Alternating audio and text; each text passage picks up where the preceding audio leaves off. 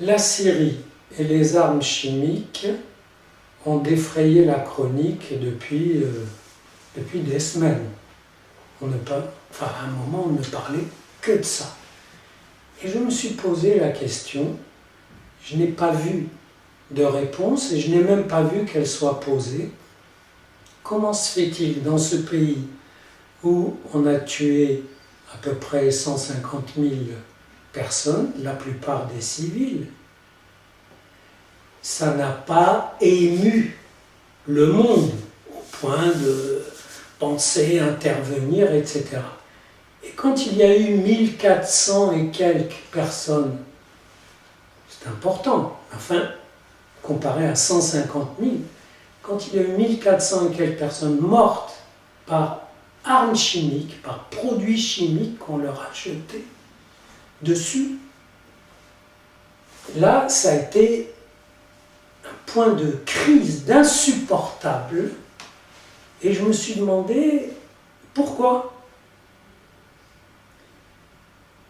Bien sûr, il y a une idée qui vient en tête tout de suite, c'est que dans les chambres à gaz, pendant la guerre, les Juifs et un certain nombre de tziganes ont été les seuls à être tués, exterminés de cette façon.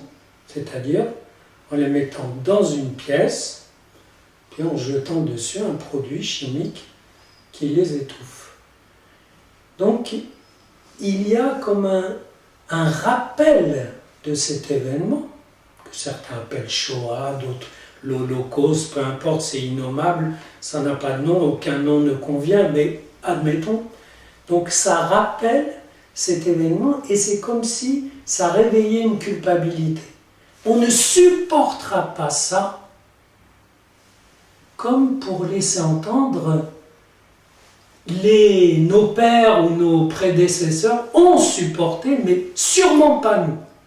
C'est-à-dire, on n'est pas coupable de ça. On n'a rien à voir avec ça, qui s'est passé, cette forme d'extermination.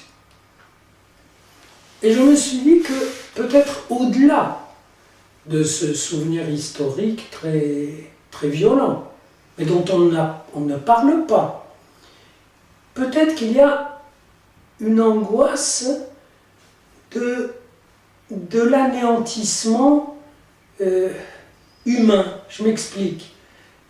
Les animaux, c'est les seuls qu'on tue en jetant dessus des produits chimiques. On ne leur envoie pas des bombes.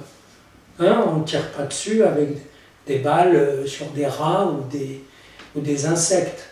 Vous voyez ? Donc il y a l'idée d'extermination en fait. Même si il y a eu beaucoup moins de victimes avec ces armes qu'avec des armes conventionnelles, d'ailleurs entre nous faites de produits chimiques aussi, mais ce n'est pas la chimie des produits qu'on saupoudre, qu'on jette sur les gens, vous voyez, comme sur des insectes. Et donc il y a une angoisse d'anéantissement qui inclut ce souvenir de la Shoah, qui était un anéantissement, une tentative d'anéantissement de tout un peuple. Mais là, c'est l'anéantissement de soi. C'est comme si ça réveillait au fond de chacun, et donc des responsables, des dirigeants, le fantasme de l'image qu'on serait comme des insectes sur lesquels on jette de la poudre pour achever, exterminer les mauvais, les indésirables. Et donc là, ça va très loin. Bien sûr, malheureusement, la question que ça a posée n'a même pas été réfléchie, et puis tout est en train d'être délayé dans un bavardage sur la manière de les détruire, etc. Les autres vont les cacher et on en détruira une partie, etc. C'est pas le problème. Mais la réponse conventionnelle de dire ben non, les armes chimiques étaient interdites, ils ont transgressé, donc on doit intervenir, est beaucoup trop formelle, beaucoup trop simple, et ne va pas au fond de ce fantasme d'extermination, d'anéantissement qui a été réveillé par ces armes chimiques.